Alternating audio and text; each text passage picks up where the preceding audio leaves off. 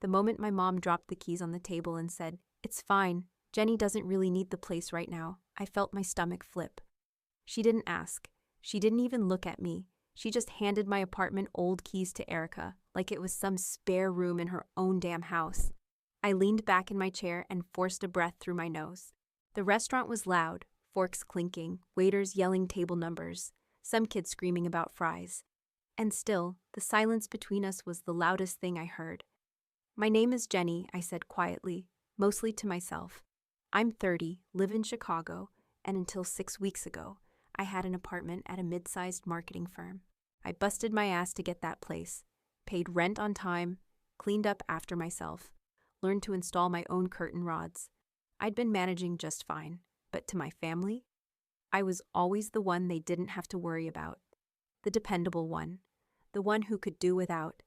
Quick note, before we get too far in, tell me, what city or country are you watching from right now? I got through college on loans, ramen, and 3 jobs. Nobody helped me with rent. Nobody even sent a care package.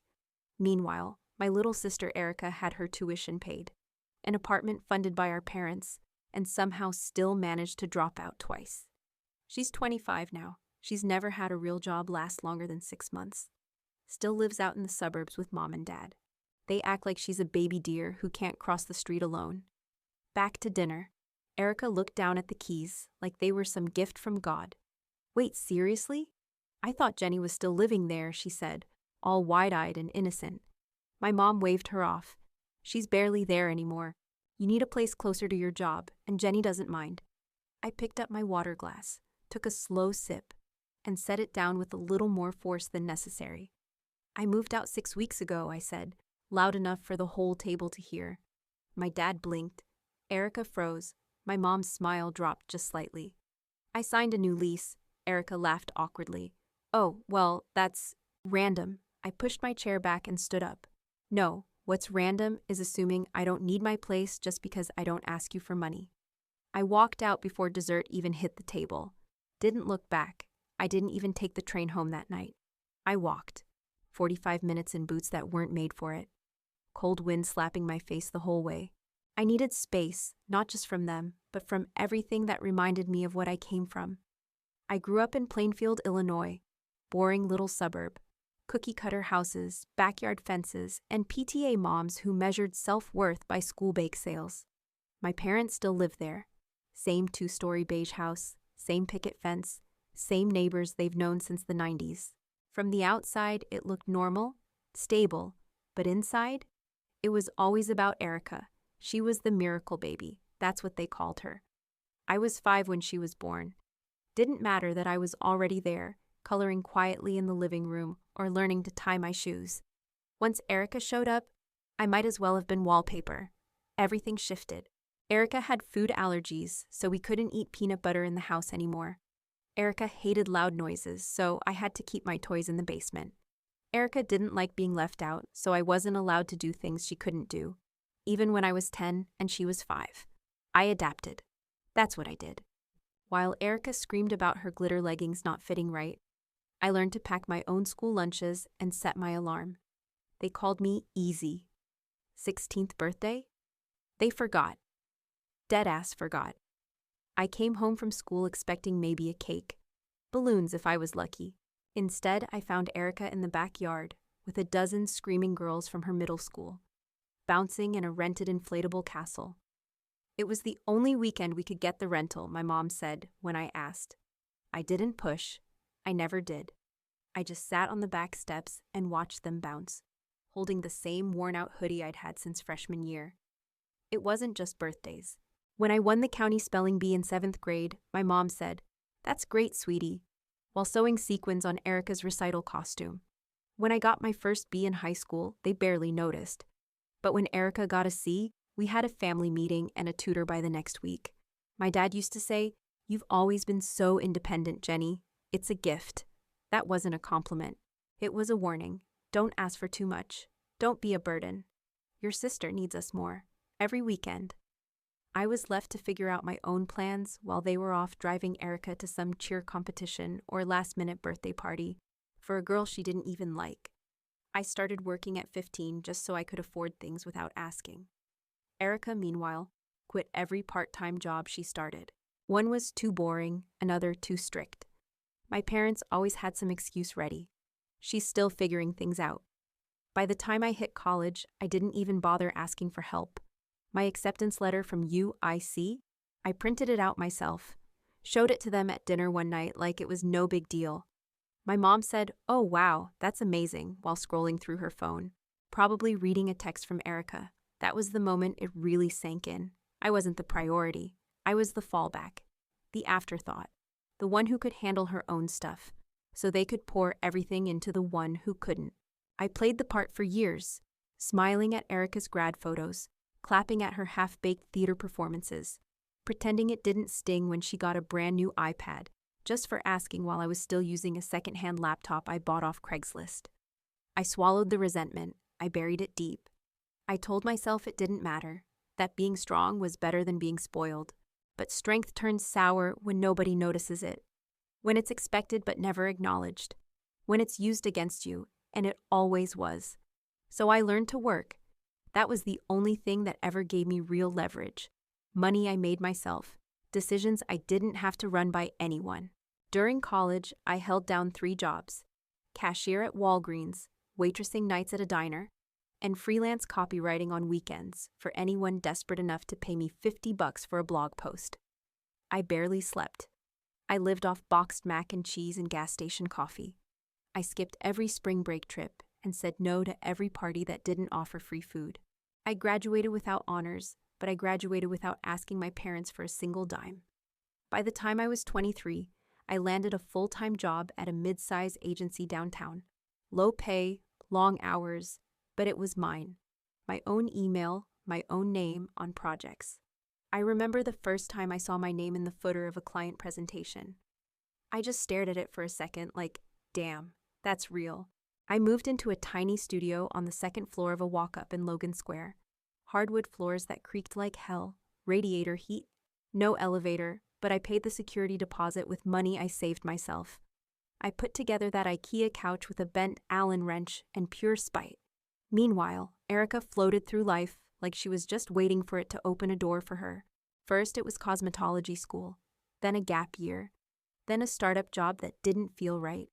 My parents paid for all of it: rent, car insurance, groceries, therapy, when she claimed burnout from working 15 hours a week. Once, I came home from work late and called Mom just to check in. She answered and immediately said, "Hey, can I call you back?" Erica's having a tough night. She got into it with her supervisor at her new job and might quit. I hadn't even told her I'd gotten a raise that day. They always said the same thing: "We're just trying to help her find her footing." I wanted to scream every time I heard that. She's not a baby giraffe. She's a grown woman with more safety nets than a trapeze act. What burned even more was how they'd turn around and say, "We're so proud of how independent you are, Jenny." I was scraping together rent while Erica was taking time to reflect. They'd say that crap with this soft, admiring tone like it was a compliment. But all I heard was, "Thank you for not needing us." Once, during a family barbecue, my dad pulled me aside.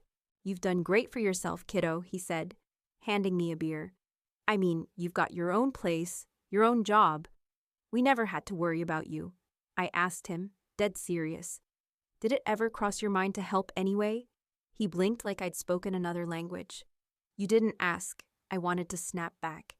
"You think I didn't want help? You think I wouldn't have loved to not stress about choosing between a new pair of winter boots or paying the internet bill?" But I didn't say anything, just smiled and said thanks. That's what I always did. But every time they bailed Erica out, bought her a new laptop, covered her bounced rent check, let her borrow Mom's car for the 4th time, I felt it. That low, familiar burn in my chest. And it wasn't about the money anymore. It was about how easy it was for them to overlook everything I built, just because I built it alone. It started with a knock that didn't wait. I opened the door in gym shorts and an old hoodie, still sweaty from a workout. And there she was, Erica. "I was in the area," she said, already stepping inside like she'd been invited. My place wasn't big, but it was mine. Quiet, clean, safe. She walked through it like a realtor, eyes bouncing from shelf to shelf. "Wow, this is nice. Is rent crazy here? I grabbed a towel and wiped my neck. It's fine. Do you lock the building door or is it like buzzer access? What? Just wondering. Couldn't remember if you said there's security or not. I stared at her.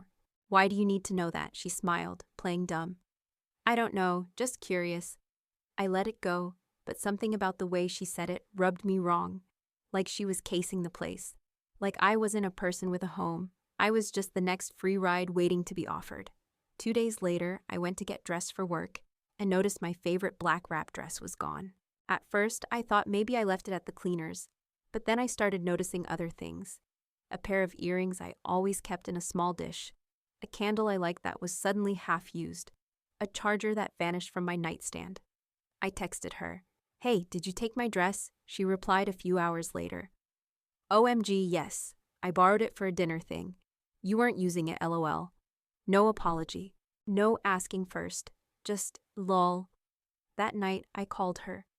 You can't just take stuff from my apartment. She sighed like I was being dramatic. Jenny, it's not a big deal. You said I looked good in it last time. I figured you wouldn't mind. I do mind. It's mine. And you didn't ask. Oh my God, are you seriously this pressed over a dress? It's not just the dress, I snapped. It's my things. It's my space. You don't live here. You don't even ask. There was silence on the line, then a little laugh. You sound like Mom. And there it was, that smug, dismissive tone. Like I was overreacting, like I was just playing gatekeeper for no reason. I'm serious, Erica. Don't come over unless I invite you, and stop taking my things. She hung up without saying goodbye. The next morning, I found my front door unlocked. I stood there for a full minute, keys in hand, stomach turning. I always double-checked the lock. Always. I started wondering, had she come back? Had she taken a spare key? Was I paranoid or finally seeing her for what she really was? I wanted to believe it was just one weird visit. Just a dress, just a misunderstanding. But I knew it wasn't. She didn't ask because she never had to. She didn't knock because she never believed she needed permission. And for the first time, I realized this wasn't about a dress. It was about control. After that, I started locking everything. Closet, desk drawers, even the cabinet under my bathroom sink. I bought a cheap lockbox from Amazon and kept it in the back of my wardrobe, like some paranoid hoarder. And I hated that. I hated the feeling. I used to love coming home. Walking into my space, lighting a candle, kicking off my shoes. It used to feel like peace. Now, every time I turned the key, I braced myself. What's missing? What's been touched? Erica didn't stop. She kept showing up like she had a damn key to the city. Always with some excuse. Left something, wanted to talk, needed to charge her phone real quick. One Saturday, I came back from grocery shopping, and there she was. In my apartment, sitting on my couch, with 2 of her friends from God knows where. Jenny, I figured you wouldn't mind, she said. All smiles, like I'd walked into a surprise party. Her friends barely looked up from their phones. One of them had a half-eaten bag of chips on my coffee table. The other was barefoot. What the hell are you doing? I dropped the bags right on the floor. Erica shrugged. You weren't home, and I needed a place to hang out for a bit. It's not a big deal. It is a big deal. I walked over and stood right in front of her. You don't live here. You don't get to use my apartment like a waiting room. She gave me that smirk, half pity, half amusement. Wow, chill. You're really stressed lately. I didn't even answer. I just turned around, opened the front door, and stood there. Silent. Eventually, she got the message. She gathered her friends, rolled her eyes, and left like I'd ruined her day. That night, I moved every important document, birth certificate, passport, social security card, into the lockbox. I stuffed it behind my coats and threw a duffel bag on top. Then I sat on my bed, lights off, and just stared at the wall. I hated this version of me, the anxious one, the one checking locks twice before bed, hiding earrings in tampon boxes, but I didn't know how to stop it. I didn't know how to make her respect what I built. I stopped answering family group texts. The Sunday dinner messages went ignored. If I showed up, I had to fake small talk while Erica sat across from me like nothing had happened, like she didn't treat my place like it belonged to her. One night, Mom called. I let it ring. She left a voicemail saying she missed me, said Erica was going through a rough patch and needed support. Support. That word again? The golden excuse they always rolled out when Erica did something selfish. A week later, I got another text from Erica. Hey, do you know where your black coat went? I think I grabbed it by accident. My hands shook. I didn't reply. Instead, I skipped the next dinner. And the next one. Mom sent a guilt trip. It's not the same without you. You and your sister need each other. No, I needed distance. I needed a door she couldn't walk through. But no one asked what I needed. Not once. Every time I saw Erica's name on my phone, my chest tightened. Not fear, rage, quiet, choking rage. Because she knew how it made me feel. She just didn't care. And the worst part? Deep down, I knew she never would. I got back from a 3-day work trip. Exhausted, greasy-haired, suitcase in one hand, takeout in the other. The second I opened the door, I knew something was off. The smell hit first, cheap beer and that sour stench of too many people in a small space. My rug was pushed halfway under the couch. Empty Solo cups were scattered across the floor like confetti. My plants were knocked over. A wine stain bled across my coffee table. I dropped my bag. My throat tightened. I walked into the kitchen, crumbs everywhere, my fridge open, half empty. My favorite coffee mug, cracked and shoved in the sink. In the bathroom, my clean towels were wet and crumpled on the floor like someone had used them to mop up a spill. And in my bedroom, Jesus. My drawers were open. My bed looked like it had been slept in by 3 different people. Makeup smeared on the mirror. One of my bras on the floor. I went straight to my closet, heart racing, pulled the duffel bag off the top shelf, and checked the lockbox. Still there. I cracked it open with shaky hands. Passport, check. Bank papers, check. Then I looked over at my nightstand, my journal. It wasn't where I left it. I picked it up. The elastic band was stretched out, pages dog-eared. And on one of the pages, in pen, not my handwriting, was a comment in the margin. LOL, this is dramatic as hell. My stomach dropped. My ears started ringing. I couldn't breathe. I sat on the edge of my bed shaking, trying to make it make sense. But there was nothing to figure out. She'd been here. She threw a party. She let strangers in. And she read my journal like it was a magazine at a waiting room. I called her. She picked up on the second ring, chipper as ever. Hey, you back already? You were in my apartment. Pause. Okay, yeah. I had nowhere else to go that night. The power went out at Mom and Dad's. So you broke into my place? You gave me your spare key months ago. That was for emergencies, Erica, not for throwing parties and reading my private journal. Another pause. Oh, come on. I didn't read it like that. I was just flipping through. You left it out. I didn't leave it out. You went through my stuff. You let people into my home without asking. You trashed it, and you wrote in it. She huffed. Okay, first of all, you're being a little intense right now. Are you serious? I stood up, pacing. You don't get to tell me how I should feel when you violated everything. My space, my privacy, my trust. Do you have any idea what it's like to come home and not feel safe in your own place? She didn't answer. You've crossed every line, I said. My voice was shaking, but I didn't care. I'm done. I'm changing the locks. You're not coming here again. Ever. You're overreacting. I didn't have a choice. No, you just never take responsibility. That's your whole thing, right? Mom and Dad always clean up your mess, so why not mine too? Jenny, I didn't mean to. I don't care. I hung up. Then I stood there in the middle of my ruined living room, staring at the cup stains, the glitter, the greasy fingerprints on my TV. And for the first time in years, I didn't feel helpless. I felt done. I changed the locks the next morning. New key, new deadbolt. I didn't tell anyone, not Mom, not Dad, definitely not Erica. The moment that bolt slid into place with a heavy click, I felt something shift in me. She texted 2 days later. Hey, I left something at your place. I'm coming by later. I didn't respond. I knew what was coming. That afternoon, she showed up pounding on my door like she was about to break it down. I didn't answer at first. Just let her stand out there stewing in her entitlement. But eventually I opened it. Where's my stuff? She snapped, brushing past me before I could stop her. Not how this is going to go, I said, closing the door behind her. She spun around. I need my curling iron and that silver purse.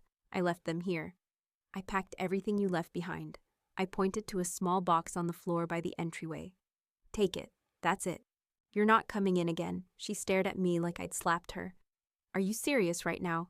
Dead serious. She laughed, sharp and fake. Wow. You're really going nuclear over one little party. Number.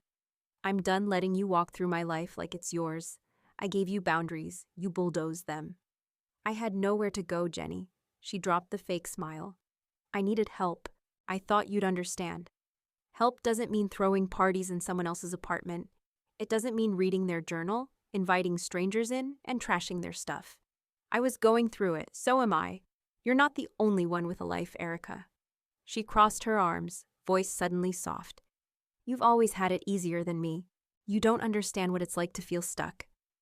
I blinked hard. Easier? You're kidding, right? I mean, you always knew what you were doing. You had college, a job, your own place. Because I earned it. You think this just fell into my lap? She looked down. Can't I just crash here a few nights?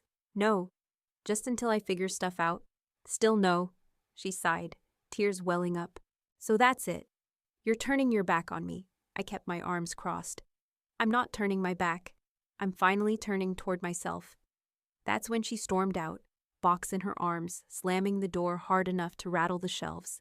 I didn't move. I didn't cry. I just stood there, grounded. Like for once I knew exactly what I was doing. An hour later, my phone rang. Dad. I almost didn't pick up, but I knew he'd just keep calling. Hey, I answered flatly. What's going on with you and your sister, he asked, skipping right past hello. She crossed a line, a lot of lines.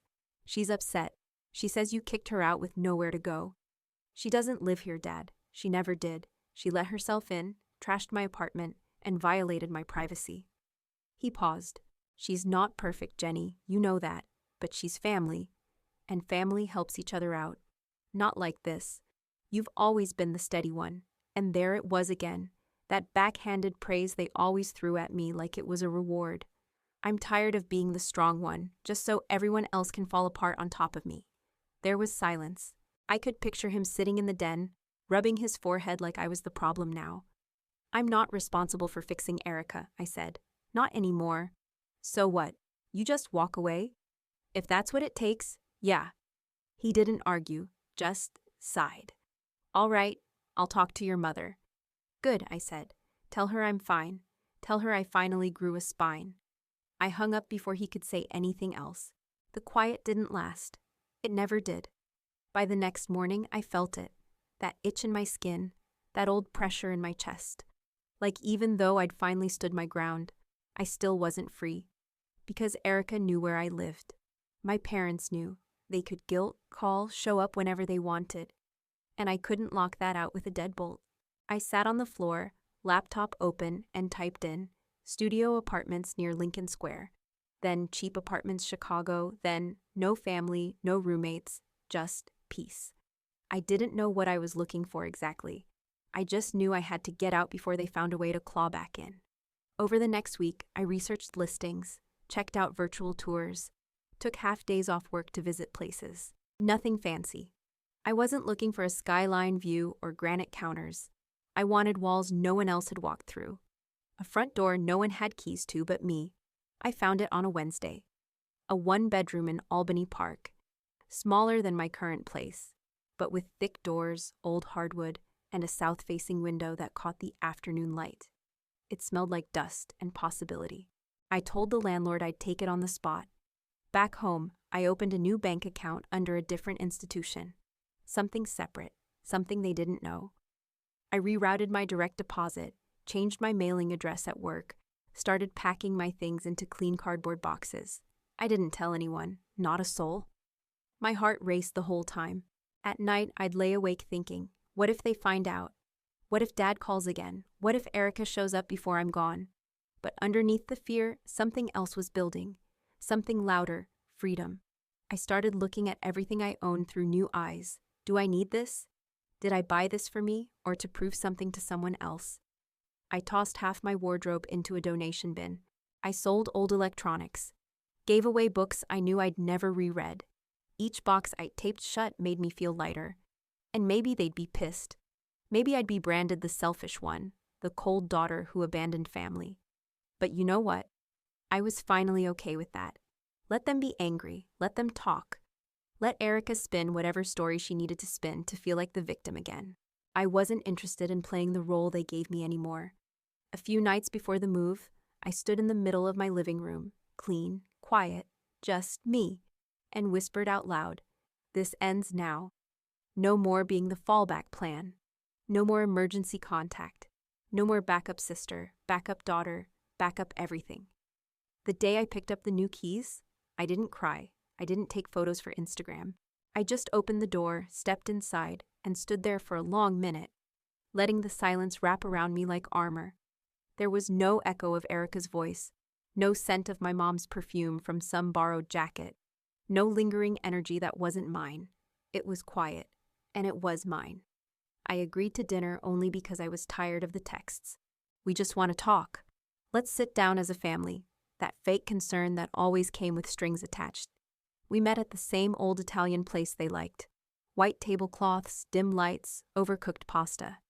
I showed up 10 minutes late on purpose. They were already seated. My mom looked relieved. My dad looked pissed. "Jenny," she said with a tight smile, "you've missed the last 5 Sundays." I sat down, folded my hands in my lap. "Yeah, I know." She tilted her head. "Is something going on?" My dad leaned in. "We've been worried, and Erica's been upset. She says you kicked her out." "She was never living with me," I said flatly. "She let herself in. She crossed a line." "She made a mistake," my mom said. "But she's struggling." "Then she needs to figure it out without me," I said. My dad set his fork down hard. "Jenny, come on, you've always been the strong one. You know that. That's why we've leaned on you. You're stable. Erica needs support." There it was, the real reason we were there. Not concern, not love. They just wanted me back in my role, the steady, quiet daughter who held everything together. I looked them both in the eye. I'm not doing it anymore. I'm not cleaning up her mess. I'm not opening my door to someone who doesn't respect me. I'm done. My mom blinked fast, like she couldn't believe I was speaking out loud. "But she's your sister," she whispered. "Yeah, and I've spent 30 years being the one who gets nothing but still gives everything. I'm not sacrificing my peace anymore so you can avoid dealing with her." The table went quiet. My dad picked up his napkin, tossed it on the plate. "This isn't how family works. This isn't how your family fantasy works. Mine's changing." Another beat of silence. I stood up. "I've moved. I'm not giving you the address. I'm setting boundaries. If you can respect that, we can talk. If not, don't contact me." My mom looked like she might cry. My dad just shook his head like I was a lost cause. I didn't care. I dropped a 20 on the table and walked out.